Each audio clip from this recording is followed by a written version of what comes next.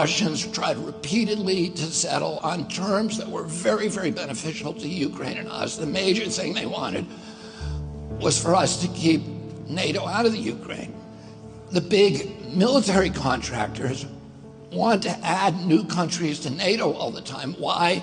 Because then that country has to conform its military purchases to NATO weapon specifications, which means certain companies, Northrop Grumman, Raytheon, General Dynamics, Boeing, and Lockheed, get a trapped market. In March of 2022, we committed $113 billion. Just to give you an example, we could have built a home for almost every homeless person in this country. We then committed another $24 billion since then, 2 months ago, and now President Biden's asking for another $60 billion. But the big, big expenses are going to come after the war, when we have to rebuild all the things that we destroyed. Mitch McConnell was asked, can we really afford to spend $113 billion to Ukraine? He said, don't worry. It's not really going to Ukraine. It's going to American defense manufacturers. So he just admitted it's a money laundering scheme. And who do you think owns every one of those companies? BlackRock.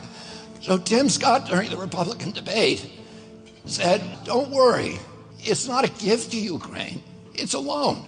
So raise your hand if you think that that loan's ever getting paid back. Yeah, of course it's not. So why do they call it a loan? Because if they call it a loan, they can impose loan conditions. And what are the loan conditions that we impose on them? Number one, an extreme austerity program, so that if you're poor in Ukraine, you're going to be poor forever. Number two, most important, Ukraine has to put all of its government-owned assets up for sale to multinational corporations, including all of its agricultural land, the biggest single asset in Europe.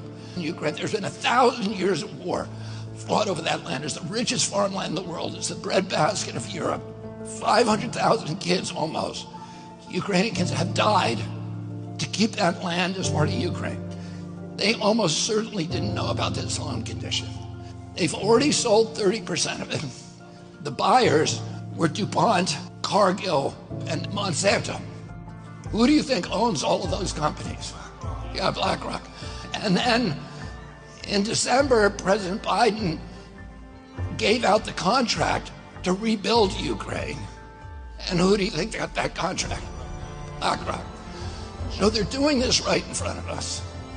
They don't even care that we know anymore, because they know that they can get away with it. And how do they know that? Because they have a strategy. And that strategy is an old strategy, which is they keep us at war with each other. They keep us hating on each other. They keep the Republicans and Democrats fighting each other, black against white, and all these divisions that they sow.